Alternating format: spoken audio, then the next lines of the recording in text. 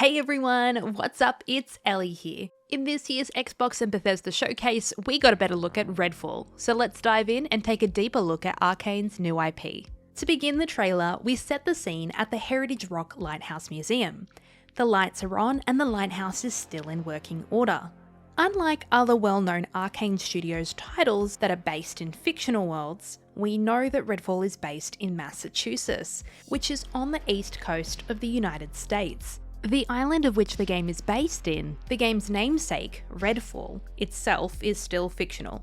Regardless, I looked to see if this building in particular was based on any actual landmarks in the state, but I couldn't find one.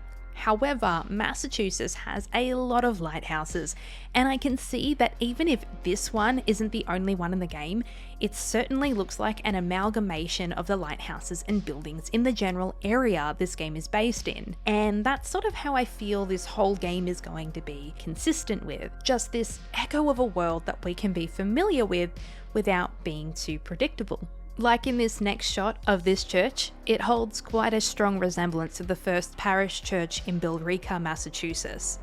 The American flag, which is included in both location shots so far, is really establishing where we are in the world. The capital of Massachusetts is Boston, which we'll know as one of the earliest sites of English colonization, so you just know that there is going to be a lot of environmental, historical reference to that period of time. Rumour has it something's off at the church. We hear Layla narrate as we enter the scene. There's blood in the baptismal font and the pastor's gone missing. A baptismal font is the basin in which water is stored for the Christian ritual of baptism. So I mean, that's a little suspicious if you ask me. There's writing on the walls in what could be blood or just red paint, and I can only make out a few things. Laudate, for one, meaning to pray and praise the Lord, appearing a couple of times. In this shot, we see a candlelit wall hosting a barrage of missing persons posters, all Redfall locals. I actually see there's someone called Barb on a poster there, and I can't help but feel like that is definitely a Stranger Things Easter egg. So we see that this church has gone through some phases. Quite clearly, it was a place in which the community came together to pray for the return of its regularly disappearing members, but I get the feeling that this is no longer a safe place for the Redfall community, or at least, not the same members. Layla tells us that she has gone to investigate the place alone. And here we now jump into the actual gameplay reveal. Layla strolls into the church with what looks to be a pinky purple spray painted shotgun with what I think is even a little sticker on it. I wonder if this is just her unique weapon that we can choose, or if we actually can customize the look ourselves. We hear the dripping of blood from the ceiling to the floor. Oh, of course. Don't stress, Layla. Layla speaks in the actual gameplay, which means I think we're actually going to have this similar experience as we did in Deathloop, where the characters will occasionally speak to themselves. Which I know has been something controversial in Arkane games ever since they gave Corvo a voice in Dishonored 2, but honestly it doesn't bother me in the slightest, and so many games do it. Moving on, we can also really see this beautiful environmental design already with this stained glass window up the back and throughout the building.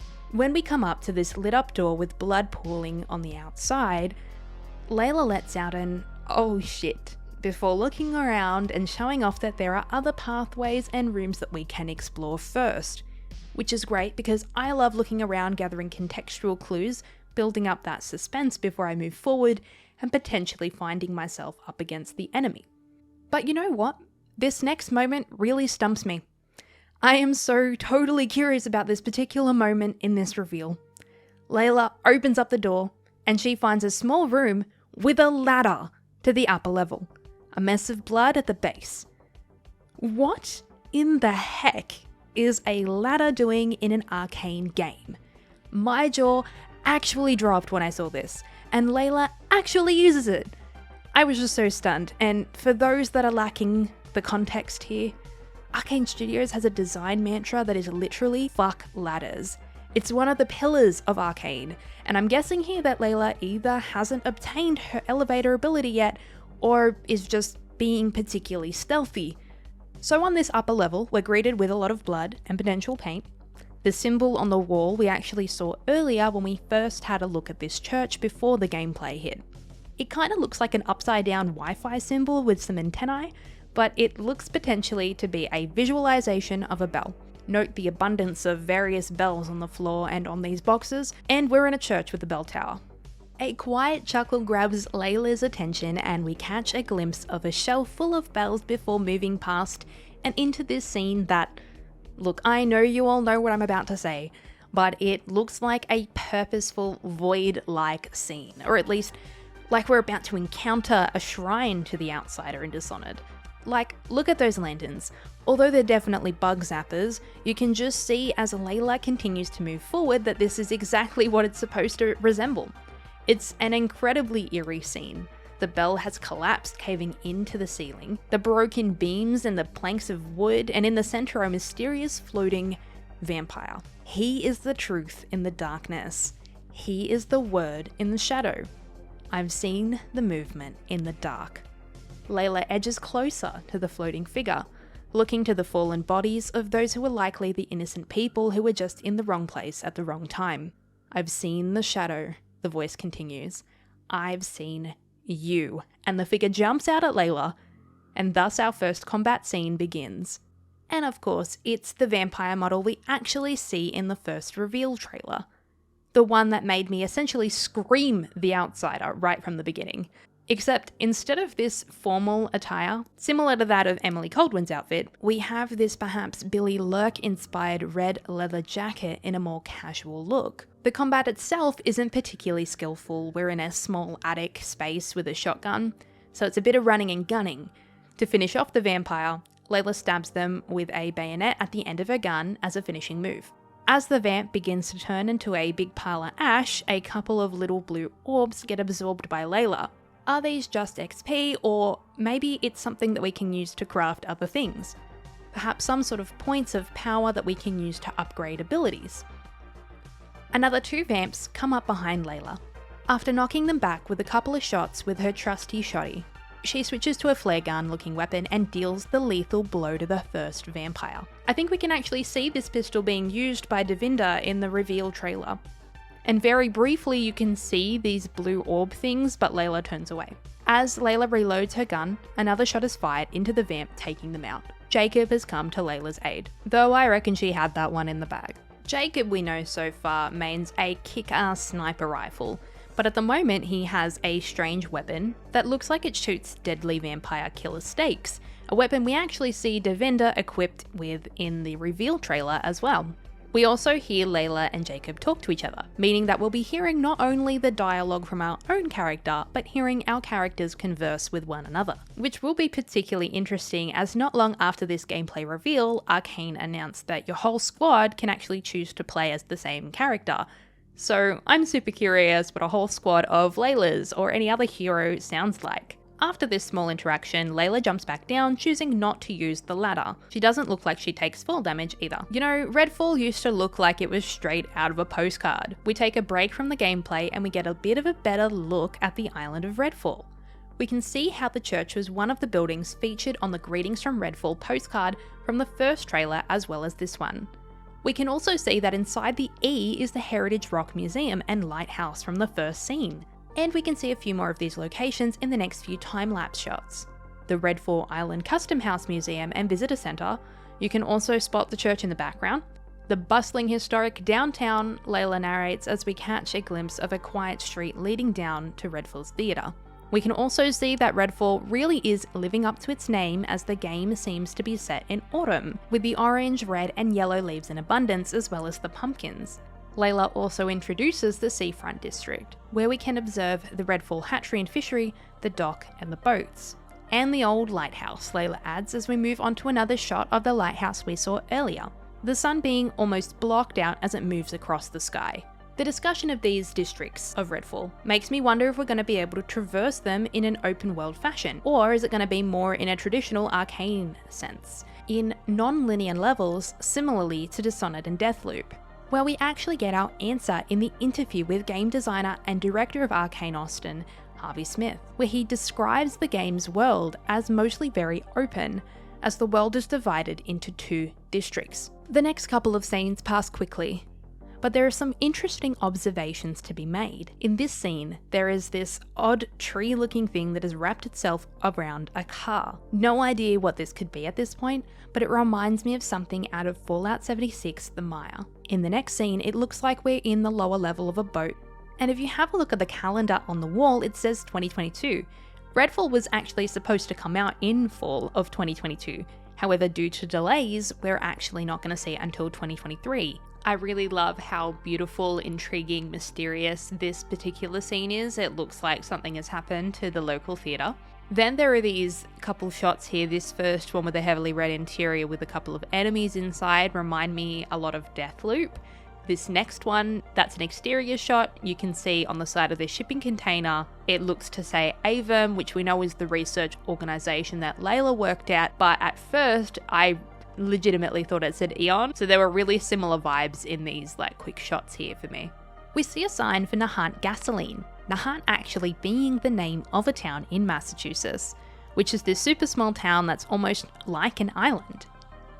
The whale with a little oil dropping from its back fin is definitely a nod to the harvesting of whale oil in Dishonored, as well as making contextual sense as Redfall is surrounded by sea.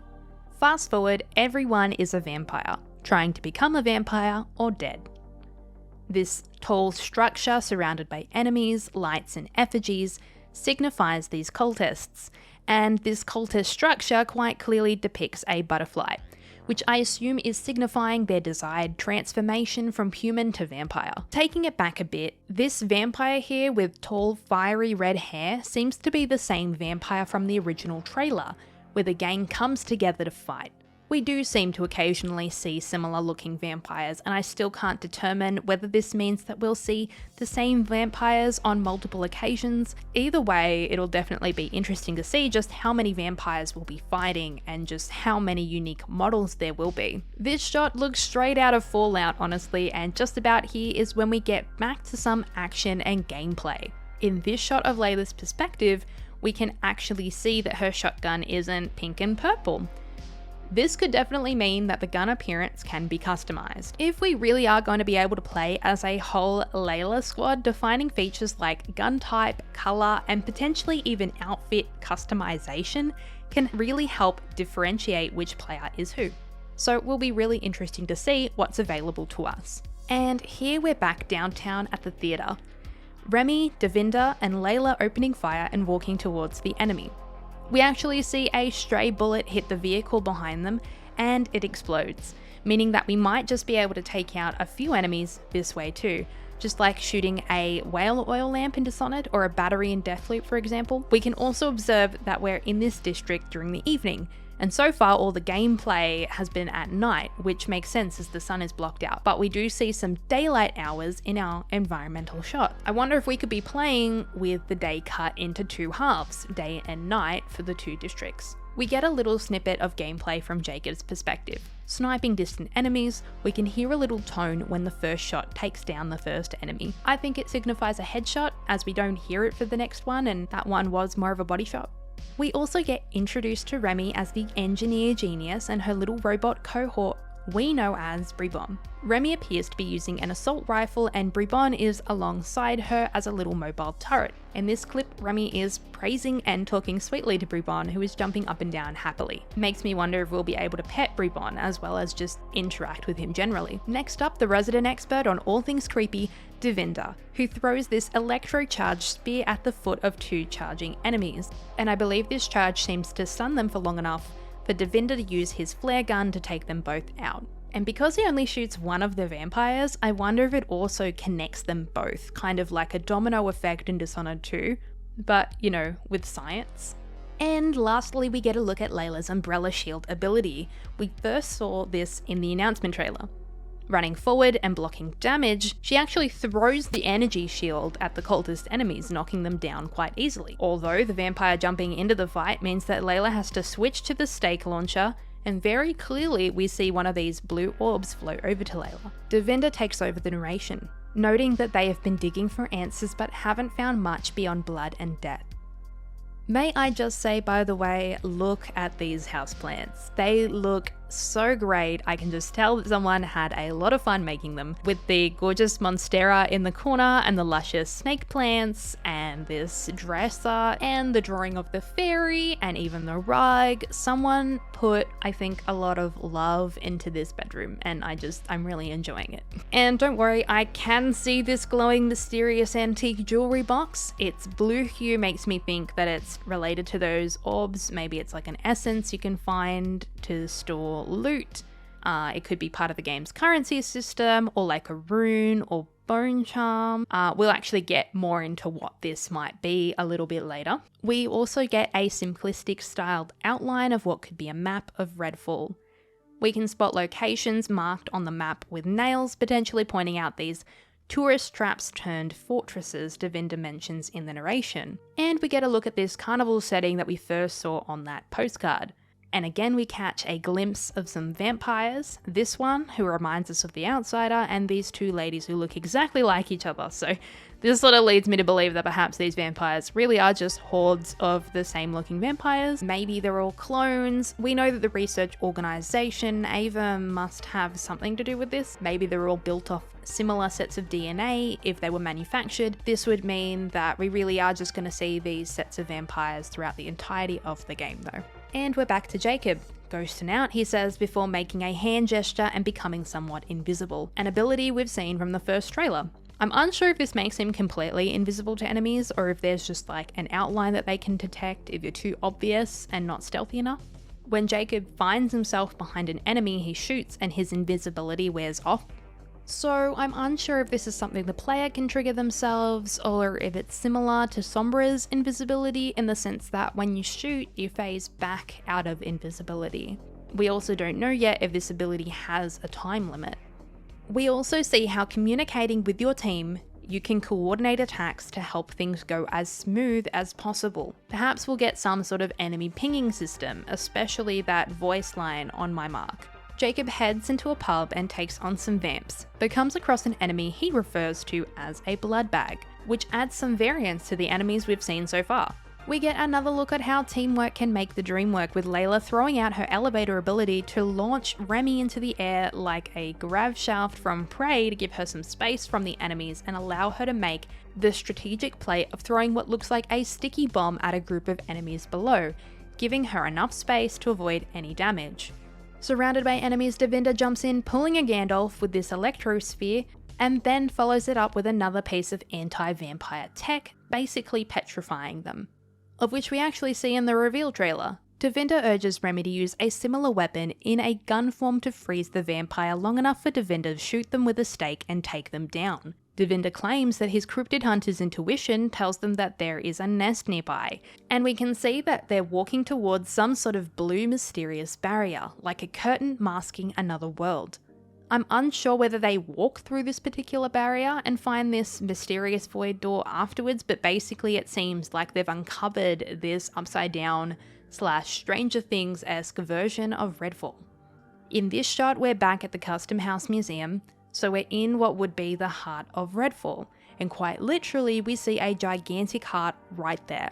It's almost like the roots and vines we've seen so far are the veins that feed the heart. As Devinder says here, some kind of collective consciousness. These are what have been described by Harvey Smith as psychic nests, which are a shared psychic space where vampires are basically tripping together in what's called the blood trance, which was something that was mentioned by that vampire at the end of the reveal trailer. I wonder if this voidish version of Redfall only exists for a limited time. As we see in the trailer, there is a moment where they are running as the world begins to collapse around them. This could either be a time limit thing, or perhaps they've decided to destroy the nest, causing it to collapse. And I wonder what the consequences of that might be. They've gained access to this world. Is it possible to gather clues that wouldn't exist elsewhere and use them to solve the mystery?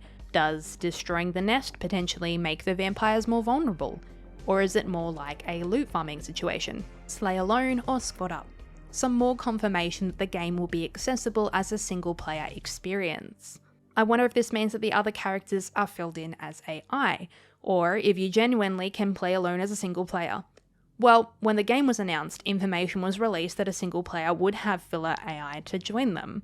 but Harvey Smith more recently says otherwise in his recent interview. And so does the most recent articles released by Bethesda. You'll be able to play completely alone with no AI, but I wonder if this is something that can be toggled. I personally think some players would enjoy having some AI fill out their team and enjoy the dynamic of a full squad without having to be concerned about staying connected to an online server. But I guess we'll have to wait and see. We actually see a totally new gadget get used here, and I think it teleports Devinder a short distance closer to the enemies. Can it be thrown vertically to give the player an upper hand with a sniper when there are no Laylas in your squad? It happened so quickly, it was super easy to almost miss here. We also get a good glimpse at the Raven that Jacob sends off to gain sight of enemies. The Raven turns a transparent blue, very similar to Ashe from League of Legends' ability. But it almost looks like in this particular situation, the Raven is hovering in the same spot. I wonder if it's actually distracting the enemies while Jacob gets to higher ground to get that upper hand. And finally, we get to see a little bit of the menu in the game.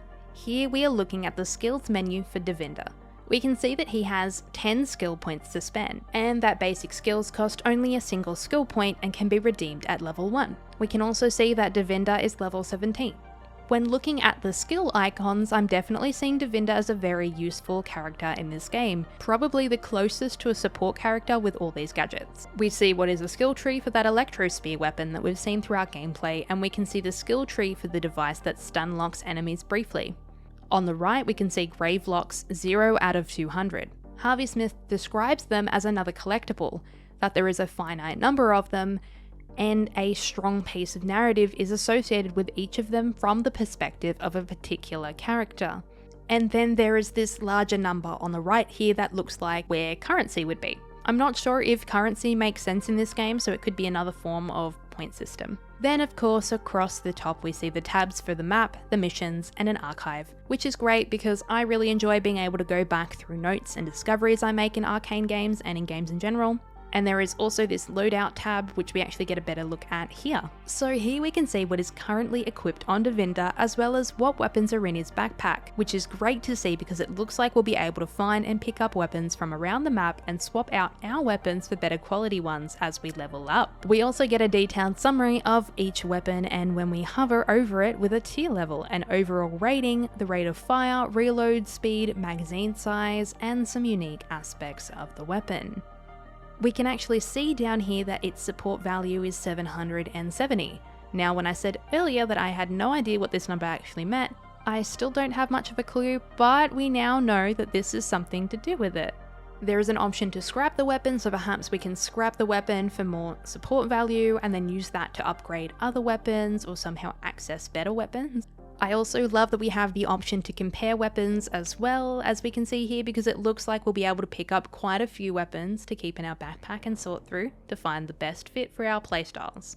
If we take it a frame back, we can also see these remnant counters. Again, Harvey briefly gives us some context on the concept of remnants, being objects that were around when a vampire turned. The world warped around them psychically. They're magical items that are like little runes or bone charms, and they can be health, defense, or weapon related to modify gameplay. I think we actually saw one of these remnants earlier, specifically the blue hue coming from the antique jewelry box. Lastly, we have some fast, snappy action shots, with the last shot showing what looks like a glimpse of a possible boss enemy. I am definitely very excited for this game. I'm absolutely devastated that we won't be getting our hands on it this year, but it looks like they've really gotten some work done with Redfall, and I am happy to at least be seeing some real in-game action to get us ready for what's to come. Quite clearly, some things have changed from the initial announcement trailer, and there might even be some more changes with what we've seen from the gameplay reveal here to when the game actually launches. And since we've been told the game has been delayed to 2023 when it had a fall 2022 launch initially, we don't yet have a clear time of when we'll actually see this game hit the shelves, let alone when it'll hit the shelves for PlayStation players, as Redfall is an Xbox and PC exclusive. However, it is nice to see that the game will be coming to the Xbox and PC Game Pass from day one. So that's all for now. Thank you so much for watching, and if you noticed anything you didn't notice before in this video, or if you enjoyed, please leave a like below. And make sure to subscribe for more Redfall content as the news comes out. I'll see you next time. Bye!